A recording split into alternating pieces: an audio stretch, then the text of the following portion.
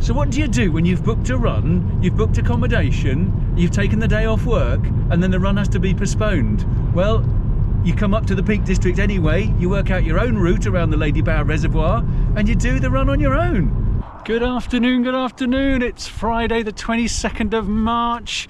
You find me today with a day off work, and I've come here to the Peak District in lovely Yorkshire to do an 11-mile run around the Ladybower Reservoir. I mean, I'm going to go on a clockwise loop, taking in the two prongs of this Y-shaped reservoir. I'm going to tell you about the reservoir and why it was built. I'm going to tell you about the Dambusters' amazing raid in World War II and how that's linked to here. We're going to find out about a submerged village, and I'll show you the biggest plug hole you've ever seen. Isn't that fantastic? That was evil. Got all tingly. Where's this guy finished? Small bog. You find out what you're made of. Frying bacon.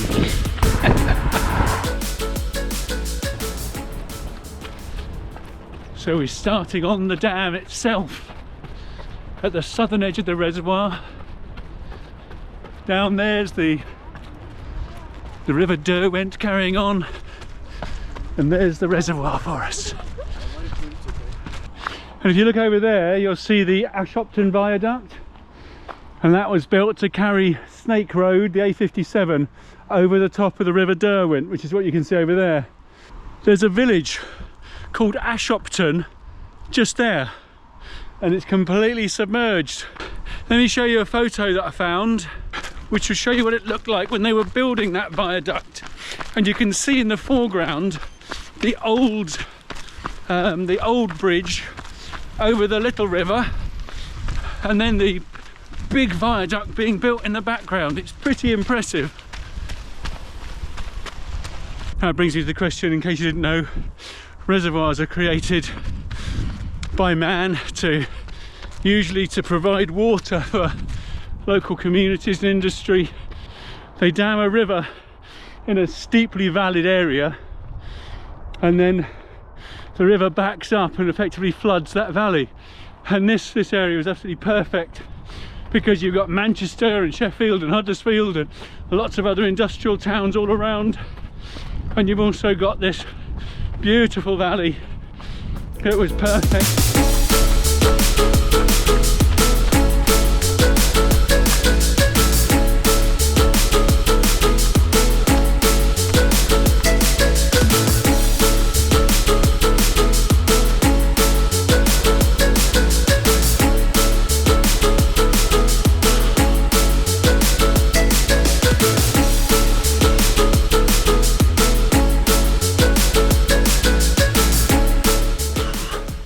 That was a rough bit, but now unfortunately we've finished our 4 miles of flattish and we're going uphill. No idea quite how steep it's going to be. I expect this will be a bit of a walk, but hey, let's see how we get on.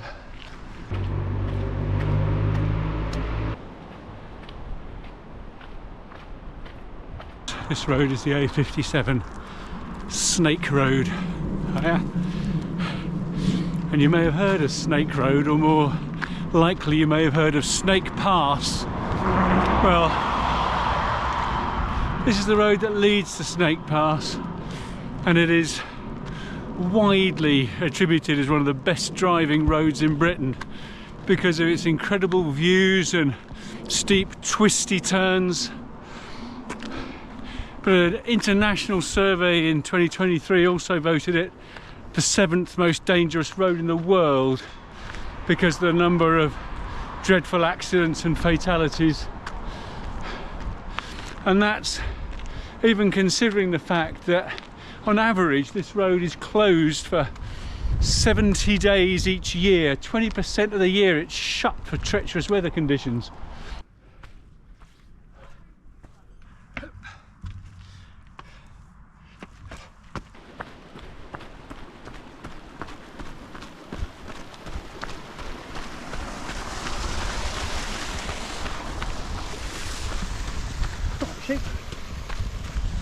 This is that outward bound centre, Lockwood behind me. bunch of intrepid teenagers just setting off. And as I ran past, one of them said, "Go on, lad." I felt strangely proud being called a lad.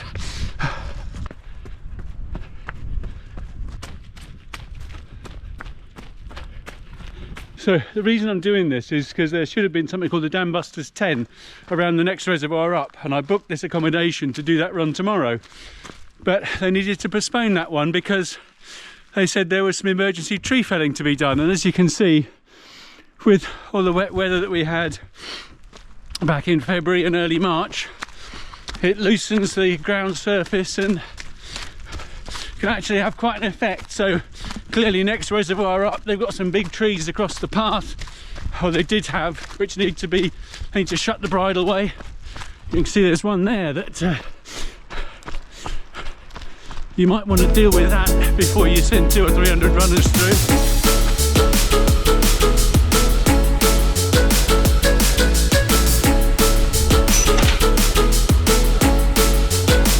Oh, look at that.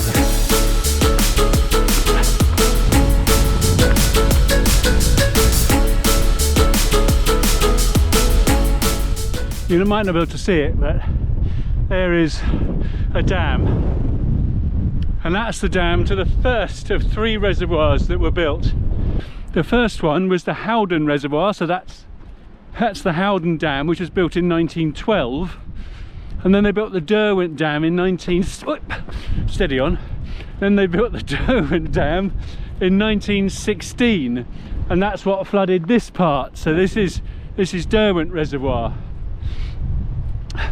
And 20 years later, they decided they needed even more water, so that's when they started to build the Ladybower Dam. During the spring of 1943, middle of the war, farmers in this area were complaining bitterly to the Ministry of Defence about joyriding pilots who were bringing their big planes swooping down over the fields and swooping down across the water here and away, rattling the windows in the farmhouse and scaring the sheep.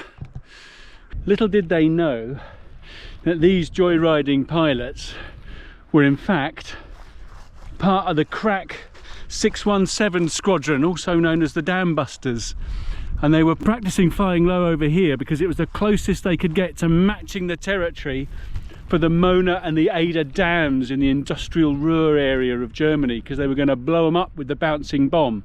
This particular valley, this is Derwent Reservoir, was perfect because the steep sides, the flat water, and then away there at the end, the 2 towers at the edge of the dam, because what you see there is the dam.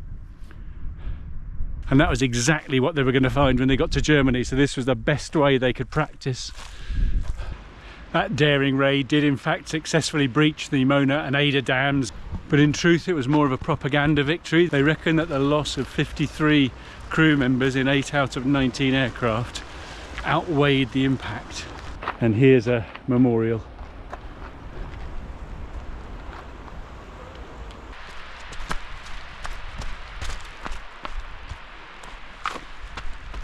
You can't see what I can see.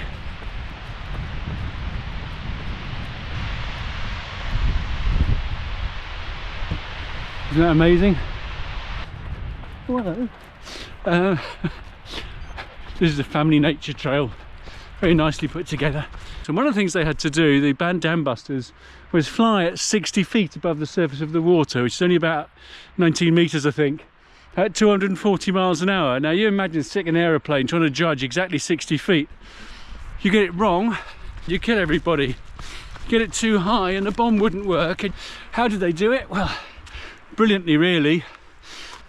They fixed 2 spotlights to the plane, one at the nose, one halfway down the fuselage, and they angled the 2 of them, and that they would meet exactly 60 feet below the plane. So one of the guys in the plane was looking at the bottom of the plane, shouting at the pilot, and when the 2 beams met, he said, "Stay there, fella," and they dropped their bombs. Brilliant, isn't it?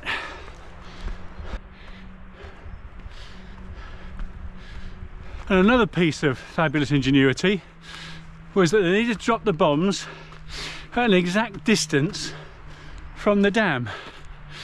Now, how do you do that? How do you know when you're exactly the right distance?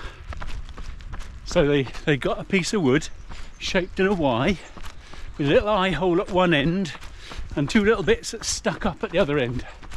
The dams in Germany, like the Derwent Dam you've just seen here, had two towers at each end. And if they got the distance between the two prongs of the Y just right, when they lined up exactly on the towers, they'd be exactly the right distance. Genius.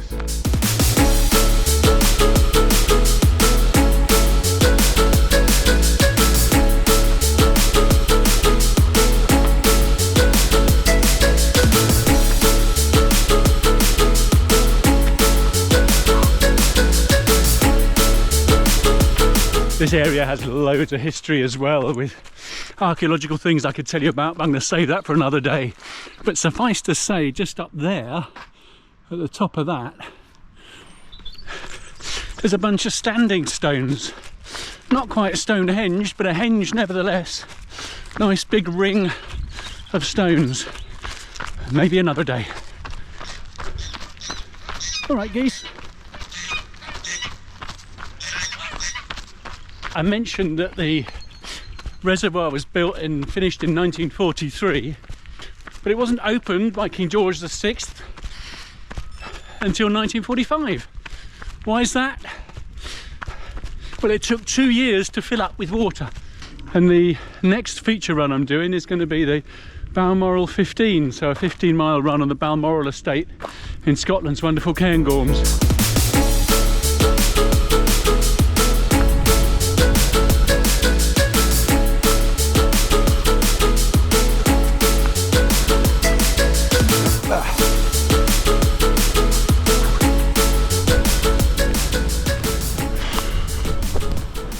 Told you Snake Pass gets closed a lot. Nearly done. And now we're coming up to those amazing Plugholes. So you might be able to hear the roar behind me. Well, that's the Plughole. Come and take a look.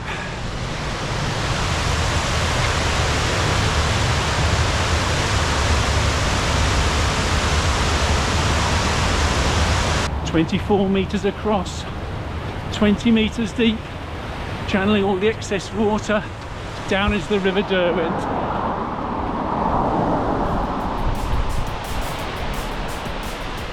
It's pretty impressive, isn't it? And now, for me, it's just last quarter of a mile back to the pub for a nice dinner and then back home tomorrow.